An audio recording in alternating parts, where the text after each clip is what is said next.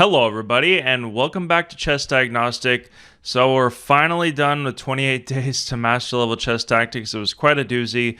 Today's video, I'm going to cover a slightly different topic, which is more chess pattern recognition, which I talked about not using in a thought process. But today I'm going to show you why if you use Puzzle Rush or Puzzle Storm, you shouldn't rush during Puzzle Rush, and I'm going to show you how I think you could use it to get a maximum benefit in your training, especially if you're under 2,000.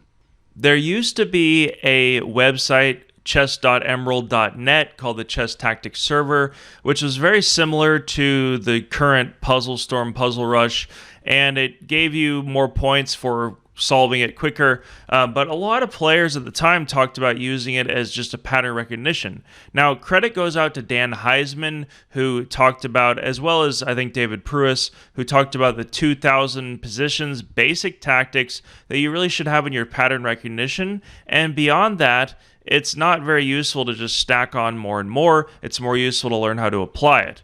I'm going to use Lee Chess here and just show you how you could use it as a quick training example. All right, so let's say we go to Puzzle Storm. Now, the problem with this setup compared to Chess Tactics Server is that it didn't really time you and it didn't put this pressure. All right, so the reason that I think that you should use it more for pattern recognition than anything else and to take your time is because in a game, you're not going to have 3 minutes where you solve one move tactics the entire game. You're going to play a game, because chess is a strategical game. You're going to play a game with a plan, you're going to develop, and you might have 2, 3, or 4 moments in the game where there's an opportunity to use pattern recognition for basic tactics. Now, what this lends itself to is you want to have perfect application of this pattern recognition, and that means that you should be scoring 100% on Puzzle Storm. So let me give you an example. So when the clock starts ticking, you're not going to want to just try to solve it and put a move. You're going to want to actually go through a quick blunder check and try to recognize the pattern automatically. And if you don't recognize something automatically, then you should sit there and you really should think. Don't let the clock go crazy on you. And then we'll see what happens after. All right, so it looks like white to move or black to move here. Obviously the weak back rank.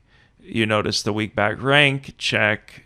All right, so you notice that I can take here and check. As you can see, I'm noticing these right away, and I'm just confirming that they work.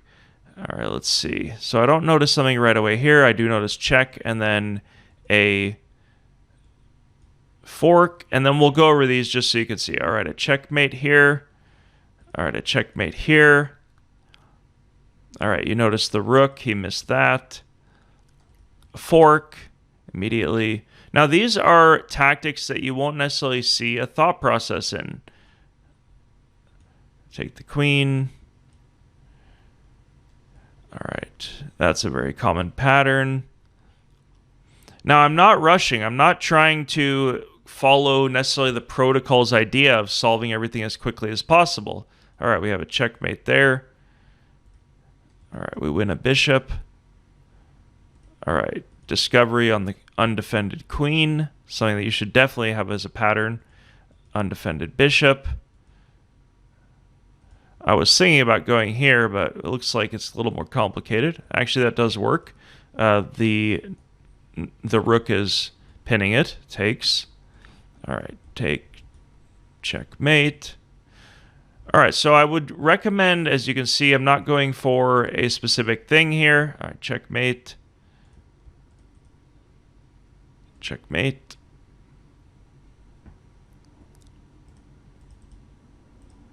All right, you can win, and then you get a queen for a rook. Queen versus a rook. All right, what to do here? All right, so I'm going to take, and then I'll check, and then I'll win a minor piece.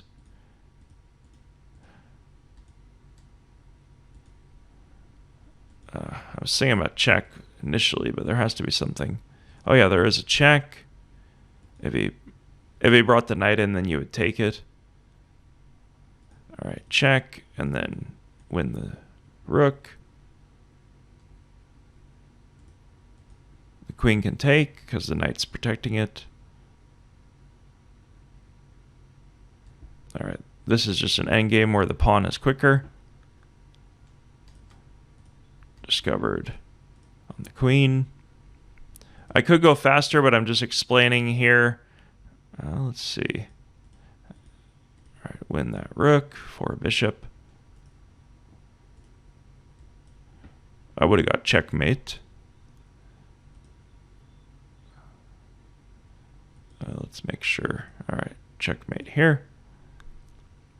See, this is why you want to double check your pattern recognition. This is really a tool that you can use. All right, what to do here? All right, looks like you get a check and you win that pawn because it's check. Mate. And the fork stands. Okay. All right, now what you want to do when you're doing this is you want to get 100%. You want to get everything perfectly correct. Looks like you check there. Keep your queen.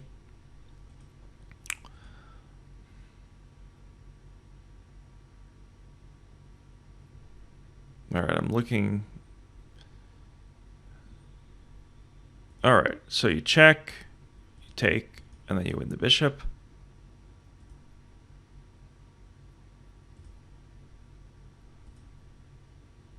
Can't go there. The queen covers it. Do I take? All right. Oh, there was a fork on g5. I saw it right away. All right, so as you can see, I got 100% in this. Now, this is the key to your training, is you want to get 100% on the most basic tactics. And actually, the less you do, the more basic tactics you'll get. If you're a little quicker with your pattern recognition, you'll get deeper into the higher level problems. Okay, so the great thing about this feature, and I think chess.com has similar, is that you can see every problem, all right? You can see every problem that you did. I mean, I missed this one, but I did see it right before. I just didn't have time to play it. And you can see I got up to around the 1500 range. So if you get one wrong, you want to go back and you want to see and make sure that if you used your pattern recognition. So yeah, all right. So the fork on g5, I saw it almost immediately. All right, so let's go back here. So if you had any unclear positions, what you want to do is you want to go back and you want to analyze that position, and you want to actually apply a thought process at that point and try to ingrain in your mind that pattern. And this is how over time you'll learn the patterns, so that when you're playing a game, they will pop up in your mind and they'll aid you. I would say from my chess course, 28 Days to Master Level Chess Tactics, you really want to focus on using a thought process and not just rely on pattern recognition. And the reason for that is because pattern recognition is an auxiliary skill. It's really something that will aid you while you're finding a move. But if you rely on it, as you can see, if you get in more complicated positions, you could definitely make mistakes. All right, so that about wraps up this video. I might make another video about this just to give some more ideas as they come to me. But leave a comment. Let me know what you think about this training technique. They really try to gamify these kind of chess things, and they can be fun, but they can also be highly addictive. And I don't think necessarily that they lead to the most effective training because they can make you quite impulsive. So let me know what you think about this, and I'll see you in the future.